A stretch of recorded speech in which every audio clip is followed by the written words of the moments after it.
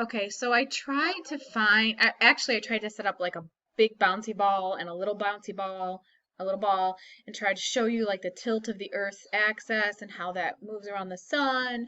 And it's very hard because this camera is actually flipped, so every time I move one way on the camera, it's moving the other way.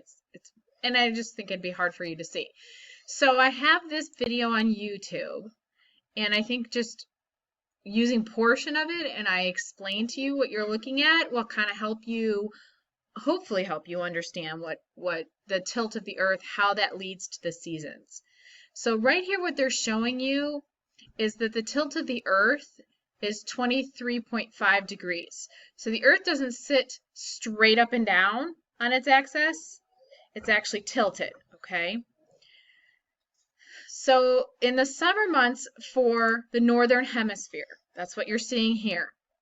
The northern hemisphere is tilted toward the sun.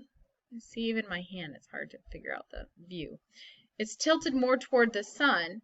So we get very direct rays, sun rays, and we're more tilted toward the sun. We're getting the full effect of the sun when we're in the summer months, the northern hemisphere.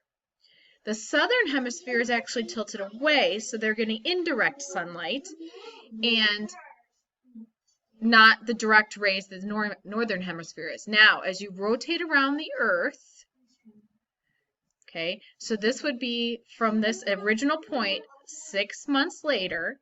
See how the Earth is tilted, the northern part is tilted away from the sun, and the southern part is tilted toward the sun. That's why we have opposite seasons for the northern and southern hemisphere.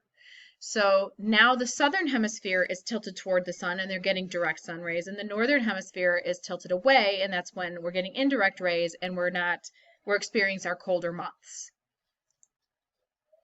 And then in another 6 months we'll have rotated back around to where we originally were.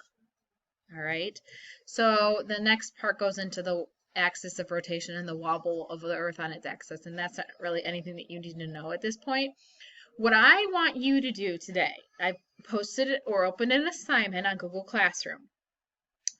I want you to find a graphic, a video, an image, something that shows the tilt of the Earth's axis and how that can lead to seasons. So it has to have your image, your graphic, your video has to show, first of all, the Earth tilted, can't be straight up and down. It has to show the sun, okay?